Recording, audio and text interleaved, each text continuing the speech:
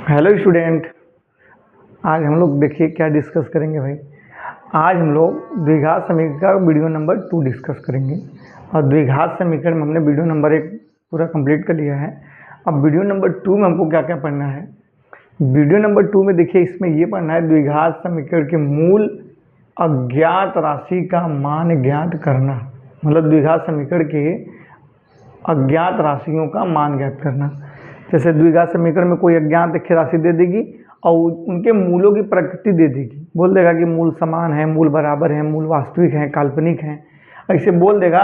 और जो अज्ञात आपकी राशि रहेगी उसको ज्ञात करना होगा। तो यही डिस्कस करेंगे आज के वीडियो में, वीडियो नंबर 2 में। ठीक है, तो शुरू करें। चलिए एक क्वेश्चन के माध्यम से देखते हैं कैसे पूछेगा। यहीं पे क्वेश्चन बता देते हैं। अच्छा, मूलों की प्रकृति वीडियो नंबर 1 में हमने डिस्कस किया था। जैसे कि यहाँ पे एक बार लिख दिया हूँ कि यहाँ पे भी आप लोग को पता चल जाए कि क्या क्या था मूलों की प्रकृति। इसमें मूलों की प्रकृति हम बताते हैं, अगर कोई द्विघात समीकरण है उसका विविधकर डी अगर 0 से बड़ा हो गया, जीरो से अगर बड़ा हो गया तो मूल वास्तविक परिमेय असमान होता है। ठीक, जब डी मतलब ये पॉजिटिव रहेगा। और ये क्या है, जी अगर डी 0 से छोटा है तो मूल काल्पनिक होंगे। अगर यहाँ पे ऋणात्मक आ गया कोई संख्या तो मूल काल्पनिक होते हैं। अगर डी बराबर 0 दे दिया है, जब डी बराबर 0 दे दिया इसका अर्थ ये होता है कि मूल वास्तविक तथा समान होते हैं।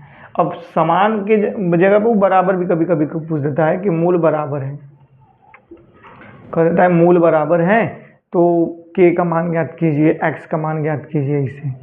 तो ये चीज, तीन चीज़ पहले आपको ये इस चैप्टर में ना ये चीज़ बड़ा इंपॉर्टेंट रहता है।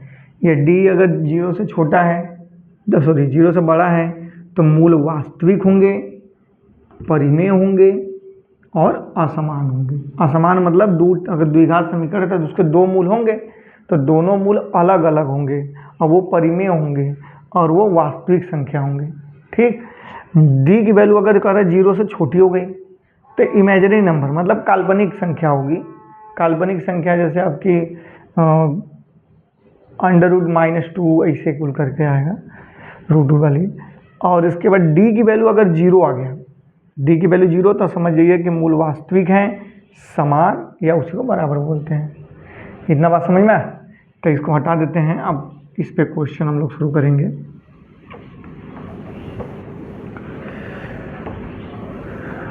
एक क्वेश्चन देखेंगे तो खुद ही आप लोग को आइडिया लग जाएगा कैसे करना है। एक क्वेश्चन है, जैसे इस पे हम क्वेश्चन बता देते हैं। क्वेश्चन ये है कि 3x² - 12x plus 3x² - 12x plus k plus 1 = 0 plus 1 = 0 के मूल बराबर हो तो k का मान, के मूल बराबर हो तो k का मान ज्ञात करना है। ठीक, अच्छा देखिए यहाँ पे जब मूल बराबर है तो k का मान कैसे ज्ञात करेंगे। देखिए, अच्छा एक मिनट, थोड़ा डिस्टर्ब करने के लिए क्षमा चाहेंगे। हमने अपना मोबाइल फ्लाइट मोड में नहीं डाला, नहीं तो अभी फ़ोन आ जाएगा तो वीडियो कट जाएगा। तो अभी हम कर देते हैं तुरंत 1 मिनट में, क्योंकि फ्लाइट मोड में नहीं रहता, किसी का फ़ोन आ जाएगा ना तो वीडियो पूरा बेकार हो जाता है। चलिए अब ठीक है।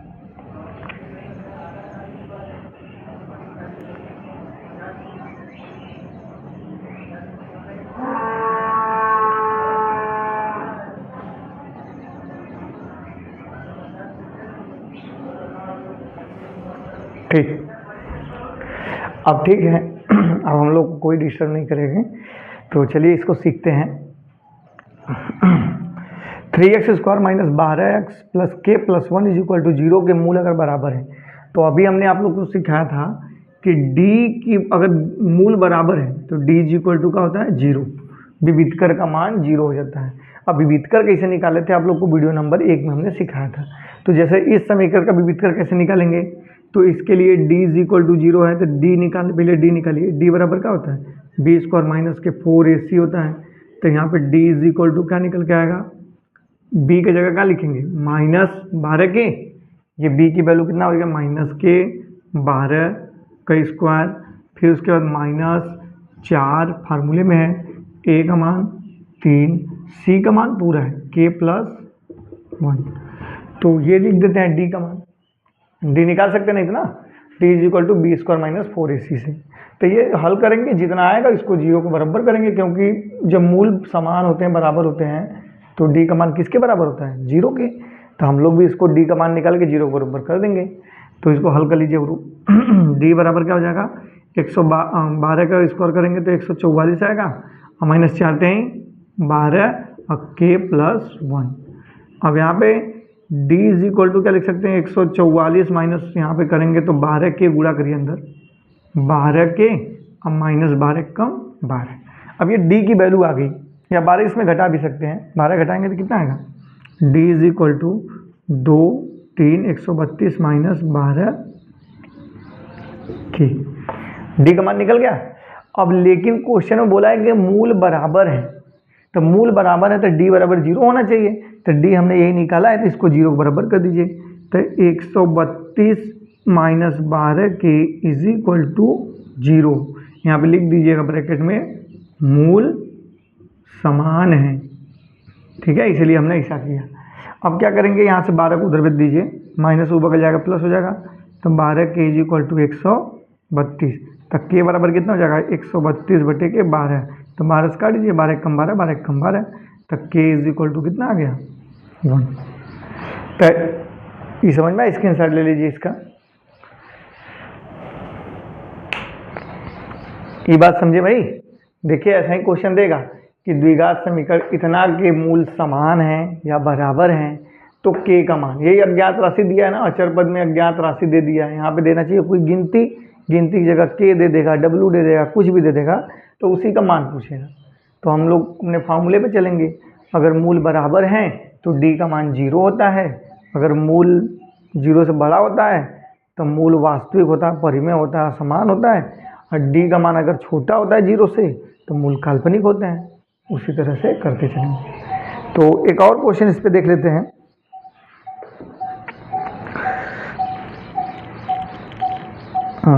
कहाँ गया इसमें का क्वेश्चन?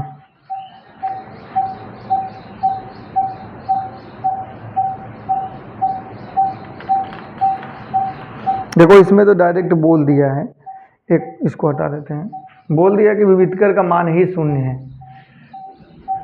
शून्य बोले चाहे, देखो d का मान बोला शून्य बोले, चाहे कहते मूल समान है, मूल बराबर है, ज़्यादातर ना ये मूल बराबर वाला ही क्वेश्चन आपसे बोर्ड में पूछते हैं, ठीक।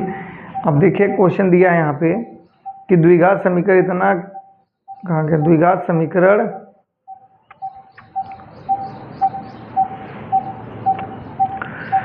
एट एक्स स्क्वायर माइनस के एक्स, 8x² - kx +4 = 0, +4 = 0 के विविधकर d लिख देते हैं। d शून्य है, d शून्य है तो k का मान ज्ञात कीजिए। देखिए पूछने का तरीका उसका, द्विघात समीकरण इतना के विविधकर शून्य है, विविधकर शून्य का अर्थ क्या है? मूल बराबर है या मूल समान है। तो d शून्य है तो d शून्य बराबर कर दीजिए। d पहले तो निकाल तो लीजिए, d बराबर क्या होता है? b² - 4ac। तो यहाँ से d का मान क्या निकलेगा?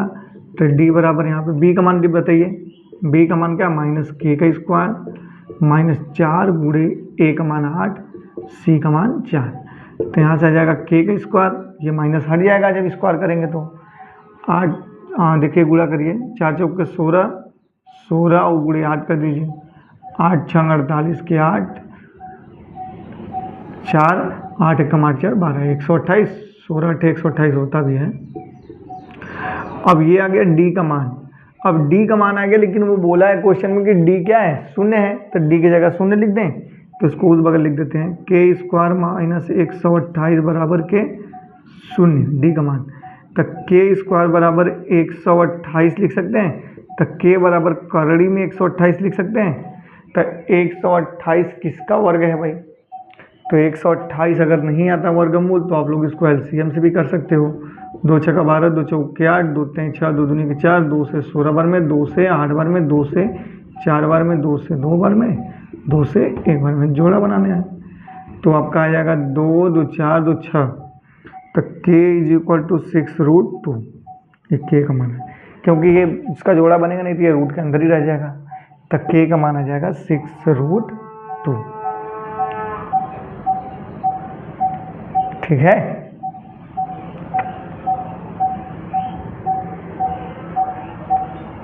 8 आएगा, सॉरी, 2 दूनी 4 दूनी 8, सॉरी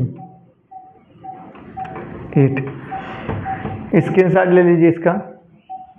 तो इस पे एक क्वेश्चन और देखते हैं, फिर आप लोग इस पे क्वेश्चन समझ जाएंगे, घर पे कर सकते हैं। कभी कभी डी का मान ही दे देता है, कहता है डी का मान 10 है, डी का मान 88 है, तो जो अज्ञात राशि रहेगा उसकी वैल्यू पूछेगा। तो उस टाइप के भी क्वेश्चन को देख लेते हैं। एक क्वेश्चन है इसमें बुक में, 3x² - 4x + a। 3x² - 4x minus a plus a है = 0 के मूल बराबर हैं, के मूल का विविधकर 88 है। इतना कहा d बराबर 88 है, तो a का मान देखिए, यहाँ पे d का मान 88 दे दिया तो a का मान पूछ रहा है। अगर कहता मूल बराबर है तो सीधे d बराबर 0, तो यहाँ पे दे दिया d।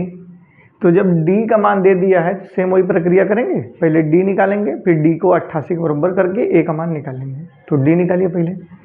तो d बराबर क्या होता है आपका b² - के 4ac, तो b का मान -4 के स्क्वायर -4 गुणे a का मान 3, c का मान a।